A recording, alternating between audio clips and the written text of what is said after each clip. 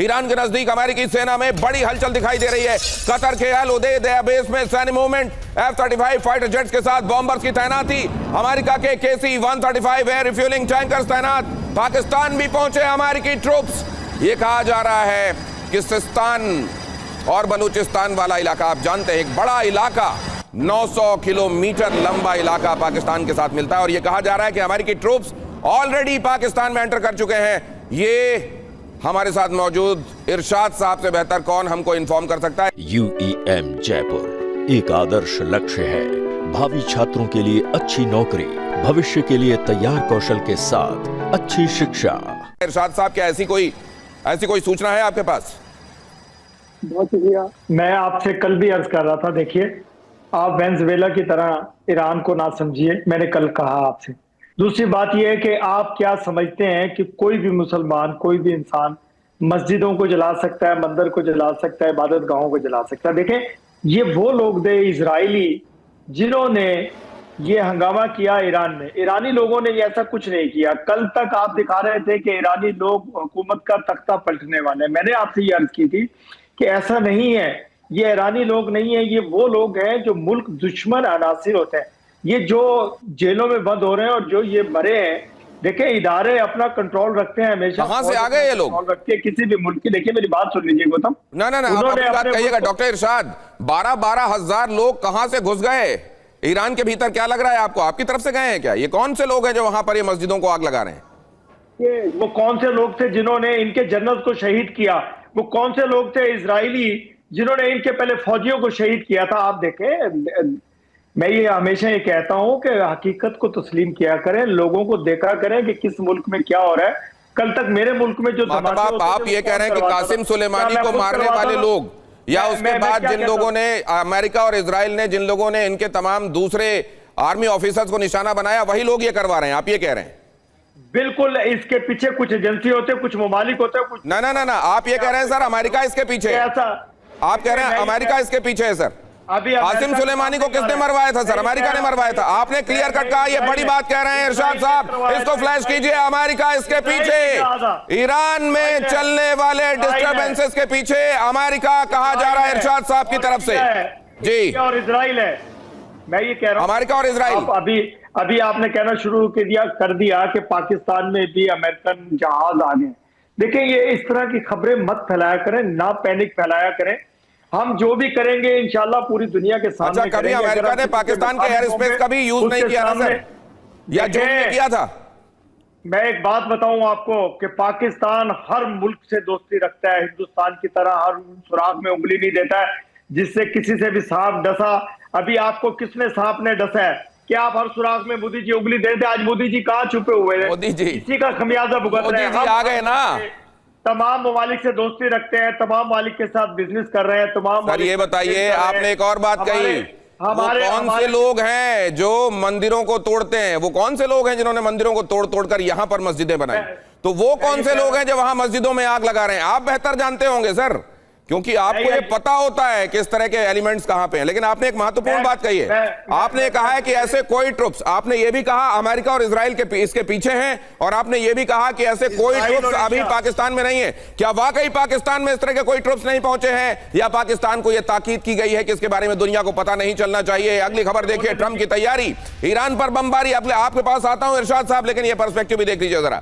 Iran के पास America ने हवाई ताकत बढ़ाई, यहां किस तरीके से कतर के अल उदैद बेस पर अमेरिकी फाइटर जेट्स एक्टिव दिखाई दे रहे हैं। तो फिर ये मीटिंग किस लिए हो रही है? क्या मीटिंग के पहले ये एक प्रेशर टैक्टिक है, ताकि उधर जो ये बात खुद ट्रंप ने कही थी कि हमारे पास फोन बज रहे हैं, ईरान से उनके नेताओं के फोन आ रहे हैं, तो क्या ये सारा इधर बैठक करना, इधर ये दबाव बनाने की रणनीति है क्या, ताकि बैठक से पहले फोन जाए और कहा जाए कि मानते हो तो ठीक है, वरना बैठक में हम एक खास तरह के कार्यान्वयन के लिए आगे बढ़ने वाले हैं? कतर में एयर टैंकर, बम वर्षक F-35 लड़ाकू विमान तैनात कर दिए गए हैं।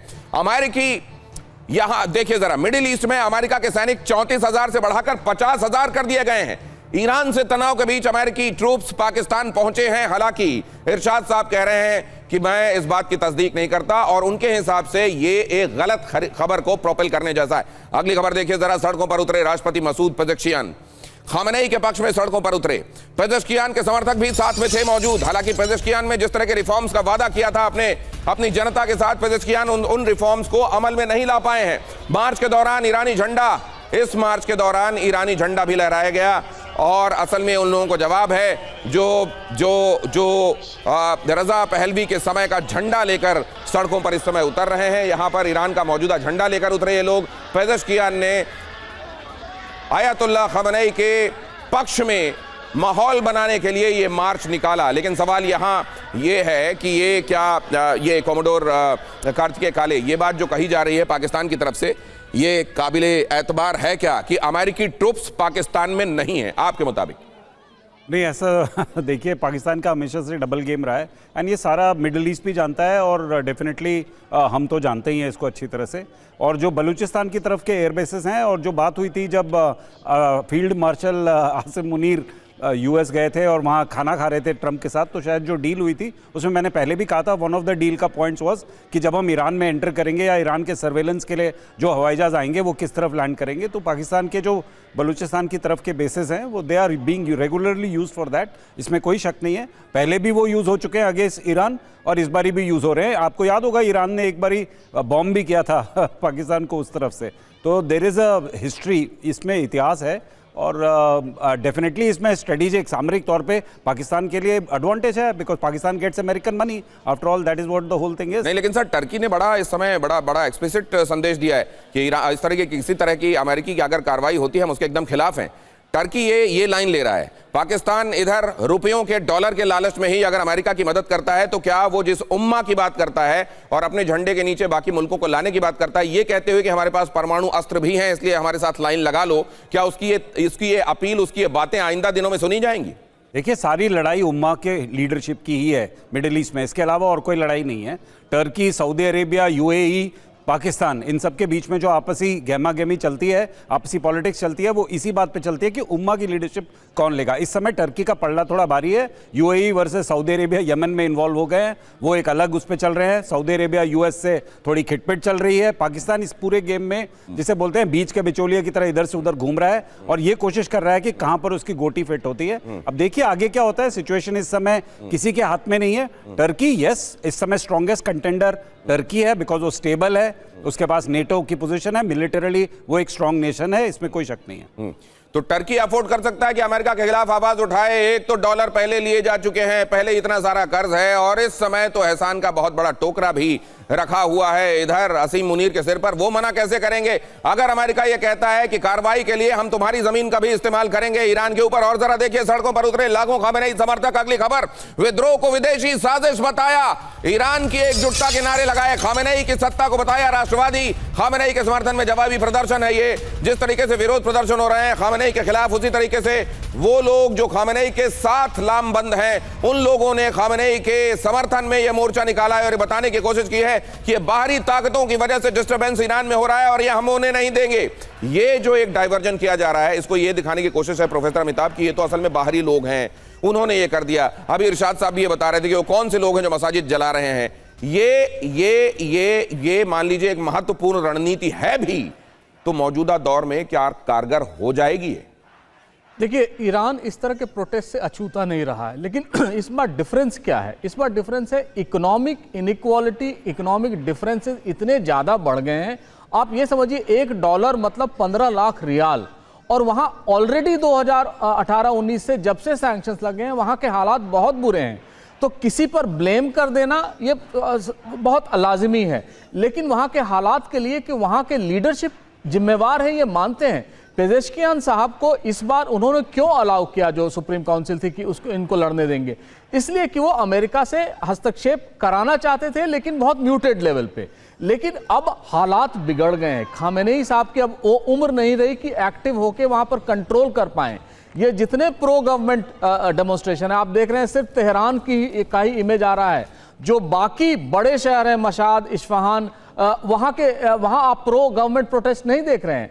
और वहां भी शुरुआत हुई है ट्रेडर्स से, कोई पब्लिक ने, स्टूडेंट्स ने नहीं किया, क्योंकि उनको व्यापार में घाटा हो रहा था। तो और बहुत चांसेस है, ये कहा जा रहा है कि तेहरान शहर में पानी की सप्लाई भी बंद हो जाएगी, क्योंकि वहां के वाटर डैम सूखने जा रहे हैं। जो भी ट्रेड सैंक्शंस इस समय अमेरिका ने लगाया है, अगर आप ध्यान देंगे तो उसमें सबसे ज्यादा इफेक्टेड हिंदुस्तान, चीन, यूएई, तुर्की ही होंगे। लेकिन मैं ये भी बता दूं, ये इतना आसान नहीं होगा जितना इन्होंने फर्दों पे या नातांज पे बॉम्बिंग करके किया था। पूरा उम्मा जो है इसका विरोध करेगा। इसलिए नहीं विरोध करेगा कि इसमें अमेरिका इन्वॉल्व है या बहुत प्रॉब्लम चल रही है, इसलिए अपोज करेगा कि किसी भी तरह वो इजराइल का हस्तक्षेप ईरान में नहीं चाहता है। और सऊदी अरेबिया ने तो पहले ही क्लियर कर दिया था। अब यूएई भी बहुत बड़ा एक फैक्टर हो गया है। तुर्की है जिसकी बॉर्डर लगती है, वहां से ऑलरेडी सीरिया से बहुत सारे रेफ्यूजीज वहां जाए, अब ईरान से वहां जाना शुरू हो जाएंगे। तो आप देखेंगे कि ये पूरा मिडिल ईस्ट को उथल पुथल कर देगा। ट्रंप में ये केवल ईरान पर असर नहीं डालेगा, ये पूरे मिडिल ईस्ट पर उथल पुथल करने वाला होगा। और ये तो है ही कि ठीक है, असल में वहां रहते हुए ये आप देखें कि बड़ी दरारें इन मुल्कों के बीच में भी दिखाई देती हो, जो ये कहते हो कि हम एक धर्म की वजह से एक दूसरे के साथ जुड़े हुए हैं। लेकिन अमेरिकी दादागिरी अगर इस हद तक बढ़ेगी तो वो अपने आप एकजुट होने लगेंगे।